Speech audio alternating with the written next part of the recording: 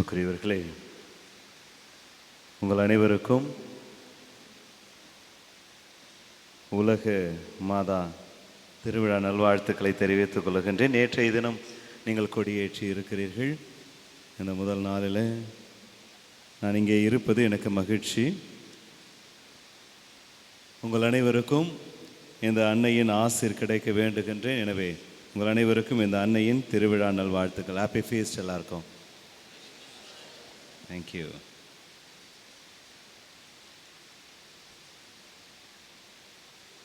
உங்களுடைய பங்கு தந்தை ஒரு சிறப்பான தலைப்பை கொடுத்திருக்கிறார்.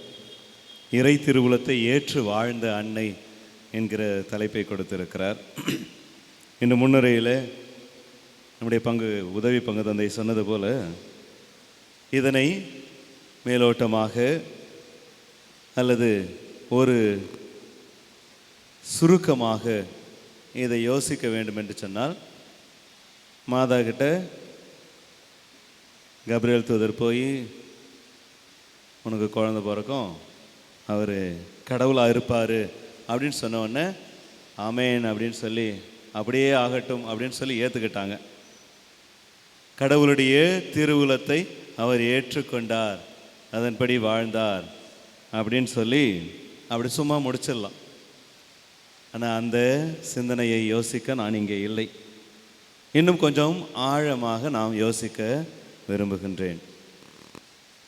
இறைவனுடைய திருவுளத்தை ஏற்று வாழ்ந்த அன்னை,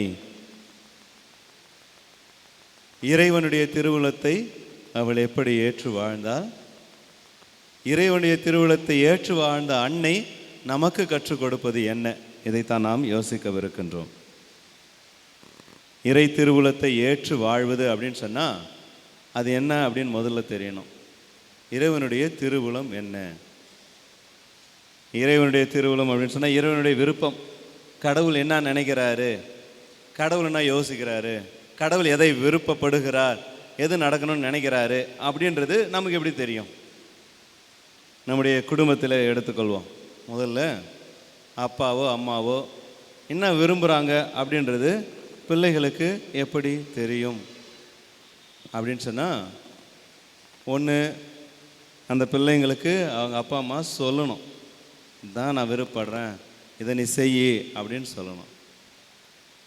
இல்லைன்னா அந்த பிள்ளைகள் அப்பா அம்மாவோடு இருந்து கூடவே இருக்கும்போது அப்பாவுக்கு இதுதான் பிடிக்கும், அம்மாவுக்கு இதுதான் பிடிக்கும் அப்படின்னு கற்றுக்குறாங்க. இது நம்ம உறவுகள் எல்லாருக்குமே இருக்கிற விஷயம். முதலில் அதை வெளிப்படையாக சொன்னாதான் தெரியும். இதுதான் நான் விருப்பப்படுறேன் அப்படின்னு சொன்னாதான் தெரியும். மிக நெருங்கியவர்களுக்கு, உறவினர்களுக்கு, அதிகமாக பழகினவங்களுக்கு அவங்க என்ன யோசிக்கிறாங்க, என்ன செய்வாங்க, அவங்களுடைய விருப்பம் என்ன நமக்கு தெரிந்திருக்கும். பழக பழக அது தெரிந்திருக்கும். அது பழக பழக எப்படி தெரியுதுன்னா, அவர்கள் தங்களுடைய செயல்களில் அதை காட்டுகிறார்கள். நான் ஒரு நாள் சாப்பிட்றேன், ஃபஸ்ட்டு நாளே எனக்கு என்ன பிடிக்கும்னு உங்களுக்கு கண்டிப்பாக தெரியாது. உங்கள் வீட்டுக்கு 2வது நாள் வந்து சாப்பிட்றேன், ஏறக்குறைய கெஸ் பண்ணிடுவீங்க. 3வது நாளும் நான் சாப்பிடும்போது சாமியாருக்கு இதுதான் பிடிக்கும் அப்படின்னு முடிவு பண்ணிவிடுவீங்க.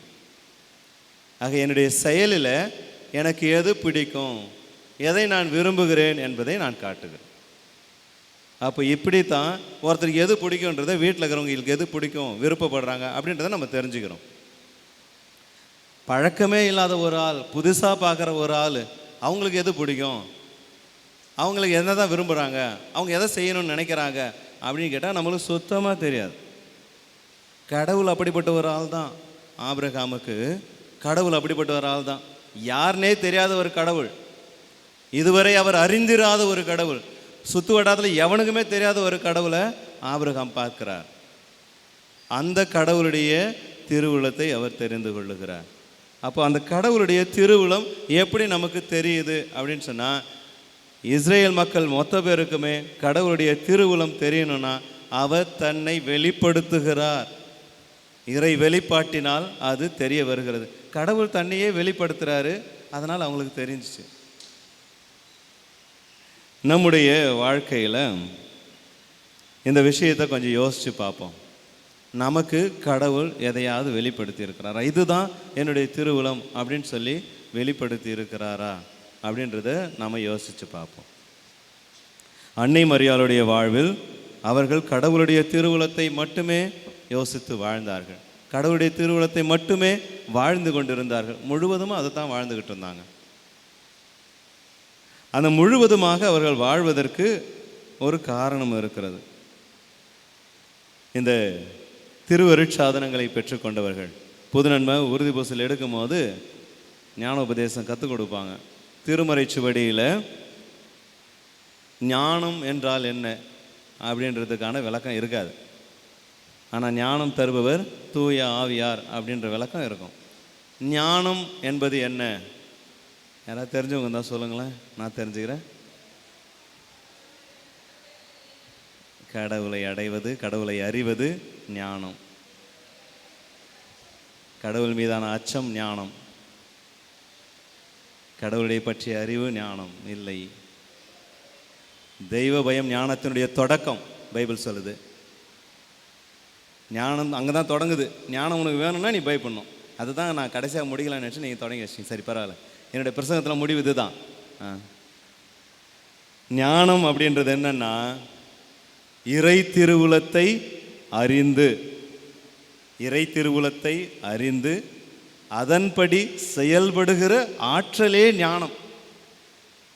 கடவுளுடைய திருவுளம் இது அப்படின்னு தெரியணும். அதை தெரிஞ்சு அதன்படி செயல்படுவதற்கான ஆற்றல் தான் ஞானம். அந்த ஆற்றலை தான் தூய ஆவியானவர் கொடுக்கிறார். முதல் கொடை அதுதான். ஞானம், மெய்யுணர்வு, அறிவுரைத்திறன், ஆற்றல், நுண்மதி, இறைப்பற்று, இறையச்சம். தெரியுமா? ஓகே. இந்த 7ல் முதல்ல வைக்கிறது ஞானம். அந்த ஞானத்துக்கான விளக்கம் இதுதான். இறை திருவுளத்தை அறிவது. தூய ஆவியானவர் தான் இது கடவுளுடைய விருப்பம் அப்படின்னு காட்டுறவர். காட்டுறது மட்டும் இல்லை, அதுபடி எப்படி செயல்படுறதுன்னு சொல்கிறவரும் அவர் தான்.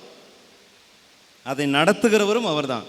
அதனால தான் ஞானம் உள்ளவர்கள், ஞானத்தோடு பேசுகிறவர்கள், ஞானத்தோடு செயல்படுகிறவர்கள் சொல்கிறோம் இல்லையா? வேறு ஒன்றுமே இல்லை, அவங்க கடவுளுடைய விருப்பத்தின்படி செயல்படுகிறவர்கள்.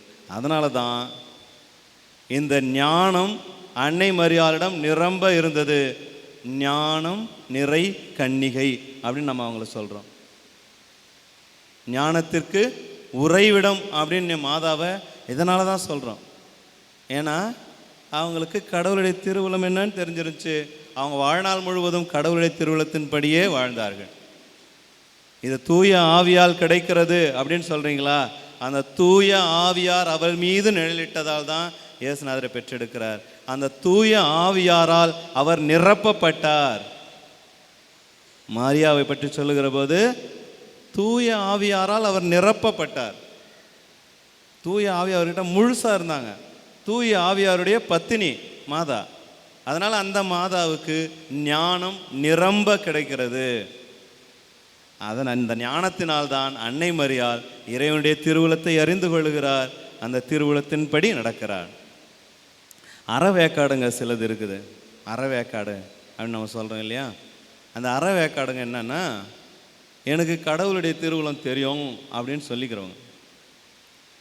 இப்போது என்கிட்ட இருக்கிறவங்க, என் கூட இருக்கிறவங்களில் 2-3 பேரை நான் அப்படி பார்த்துருக்குறேன். ஒரு 4 வருஷம் 5 வருஷம் அப்படி நான் பங்கில் பணியாற்றுகிற போது என்னுடன் பயணிக்கிற அந்த இளைஞர்களும் சரி, பெரியவர்களும் சரி, எதையாவது நான் செய்கிறதுக்கு முன்னாடியே அவங்க பக்கத்துலேருந்து சொல்லிடுவாங்க, சாமியாருக்கு தான்ப்பா பிடிக்கும், எனக்கு தெரியும்பா.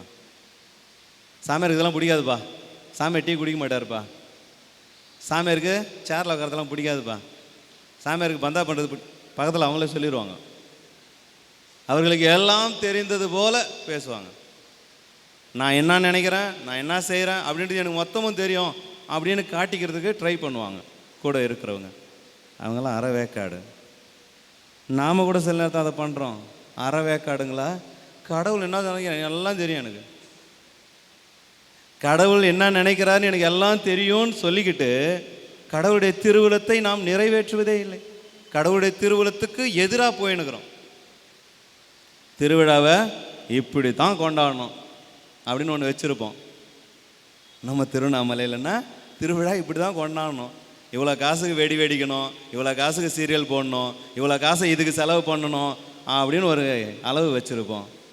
அதுக்கு குறையவே கூடாது. ஏன்னா ஆண்டவருக்கு அதுதான் பிடிக்கும். கடவுளுக்கு அதான் பிடிக்கும்னு எனக்கு தெரியும், நான் சொல்கிறேன் அப்படி தான் செய்யணும் அப்படின்னு நீங்கள் சொன்னீங்கன்னா நீங்கள் யார்? அரை வேக்காடு, இன்னும் முழுசாக வேகலை. உங்களுக்கு கடவுளுடைய திருவுளம் தெரியலன்னு அர்த்தம். கடவுளுக்கு அதுவா விருப்பமானது? கடவுளுக்கு எது விருப்பமானதோ அதை செய்யாமல் உங்களுக்கு விருப்பமானதை கடவுளுடைய விருப்பமாக மாற்றி சொல்லுவது அறவேக்காட்டுத்தனம். சாமியாரை கூட அப்படித்தான். சாமியாரை பார்த்தோன்னே சாமியார் என்ன நினைப்பார் எனக்கு தெரியும், லூசாமி பார்த்து தானே, அவருக்கு இதுதான் பிடிக்கும், அவர் இப்படி தான் செய்வார் அப்படின்ட்டு சாமியாருக்கு தெரியாமல் ஊர் ஃபுல்லாக சொல்லி வச்சுருப்பாங்க. சாமியார் பேர் சொல்லி ஊரெல்லாம் ஏமாற்றி நிற்பாங்க. இதுதான் சாமியார் சொன்னார், இப்படி தான் செய்ய சொன்னார் அப்படின்னு சொல்லி. அறவேக்காடுங்க. இதே வேலையை சாமியாருங்களே செய்கிறாங்க.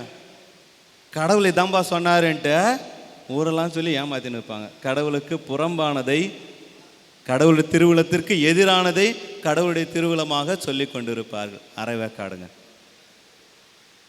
ஞானம் உள்ளவர்களுக்கு மட்டுமே இறைவனுடைய திருவுளம் வெளிப்படும். ஞானம் உள்ளவர்கள் மட்டுமே இறைவனின் திருவுளத்தின்படி நடப்பார்கள். நாம் ஞானம் உள்ளவர்களாக இருக்கணும், அதுதான் ரொம்ப முக்கியமானது. அப்படி இல்லை, நான் இப்போ சொன்ன மாதிரி அறவேக்காடத்தனமாக நான் இப்படியும் இருப்பேன் அப்படியும் இருப்பேன் அப்படின்னு இருந்தீங்கன்னா, என் விருப்பத்தெல்லாம் கடவுளுடைய விருப்பம் போல் நம்ம காட்டிக்கிட்டு இருந்தோம்னா, யோசுவா சொல்கிறாரு, உங்களை கடவுள் அழிச்சிருவார், உங்களை அவர் தண்டிப்பார், இதுவரை நன்மை செய்த கடவுள் உங்களுக்கு தீங்கு விளைவிப்பார். ஏன்னா அந்த கடவுளுக்கு பிடிக்காதது ஒரே விஷயந்தான், வேறொரு தெய்வத்தை நீ வணங்குவது. இந்த கடவுளை விட்டுட்டு வேற ஒரு கடவுளை வணங்குறியா, அது அவருக்கு பிடிக்கவே பிடிக்காது. நாம் என்ன பண்ணுறோம், இந்த கடவுளை விட்டுட்டு வேறு தெய்வங்களெல்லாம் வச்சுன்னுக்கிறோம். என்னென்ன தெய்வங்கள்னா, பணம், பதவி, அப்புறம் வேறு என்ன, செல்வம், சொத்து, இல்லை வேறு ஏதாவது பெருமை, எதையாவது ஒரு தெய்வமாக வச்சுன்னுக்கிறோம். கடவுளை விட அதான் எனக்கு முக்கியம், கௌரவம் அதான் எனக்கு முக்கியம், கடவுளை விட பெருசு அது. தேர் நடக்குது, தேர் திருவிழாவில் தேரோடு சேர்ந்து ஜெபிச்சுக்கிட்டு போனால், பக்தியோடு இறைப்பற்றோடு இருந்தால் அது வேற. தேர் காலத்தில், தேர் நேரத்தில் என் கௌரவத்துக்கு குறைச்சல் வரக்கூடாதுன்ட்டு தேரை நிற்க வச்சுக்கின்னு கெட்ட கெட்ட வார்த்தையில் சண்டை போட்டுருந்தாக்கா அவங்கள நாம் என்னன்னு சொல்கிறது? இதுதான் நம்ம செய்கிறோம். அப்படிப்பட்டவர்களுக்கு தான் யோசுவா சொல்கிறாரு, உங்களுக்கு நன்மை செய்த கடவுள் உங்களுக்கு தீங்கு செய்வார். ஏன்னா நீ வேற தெய்வத்தை வச்சுன்னுக்கிற. என்னை விட பெருசாக நீ எதை நினைக்கிற? பணத்தை நினைக்கிற. என்னை விட பெருசாக எதை நினைக்கிற? உன் கௌரவத்தை நினைக்கிற. என்னை விட பெருசாக நான் அம்மா பெரிய ஆளுன்னு காமிச்சிக்கிறத நினைக்கிற. என்னை விட உன்னை தான் பெருசாக நினைக்கிற. கடவுள் உங்களை தண்டிப்பார்.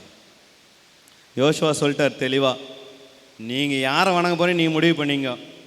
நீ யாரை வேணால் வணங்கின்னு போ, நானும் என் வீட்டாருமோ வென்றால் ஆண்டவரையே நம்பி இருப்போம்.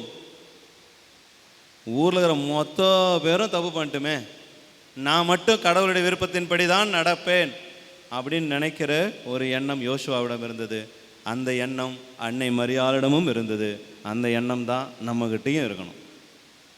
எல்லாவற்றிற்கும் மேலாக இறை திருவுளத்தை நிறுத்துவது, கடவுளுடைய விருப்பத்தை தெரிந்து கொண்டு அந்த கடவுளுடைய விருப்பத்தை எல்லாவற்றுக்கும் மேலாக வைப்பது. இந்த கடவுளுடைய விருப்பத்துக்கு உகந்ததாக இருந்துச்சுன்னா இந்த வேலையை செய்வோம். கடவுளுடைய விருப்பத்துக்கு உகந்ததாக இருந்துச்சுன்னா இந்த வேலையை செய்யாமல் நிறுத்துவோம். என் விருப்பத்துக்கும் என் பெருமைக்கும் என் கௌரவத்துக்கும் இல்லை. அன்னை மரியாளுடைய வாழ்க்கை மொத்தத்தையும் அங்கே ஆமான்னு சொன்னாங்க பார்த்தியா, அங்கே வந்து கடைசியில் அவங்க சாகிற வரைக்கும் யோசித்து பார்த்தீங்கன்னா தெரியும், அவருடைய ஒவ்வொரு செயலும் கடவுளுடைய விருப்பத்திற்கு உகந்ததாக இருந்தது. எந்த நேரத்திலையுமே கடவுளுக்கு விருப்பத்திற்கு புறம்பானதையோ யோசிக்கவோ செய்யவோ மாதா இல்லவே இல்லை.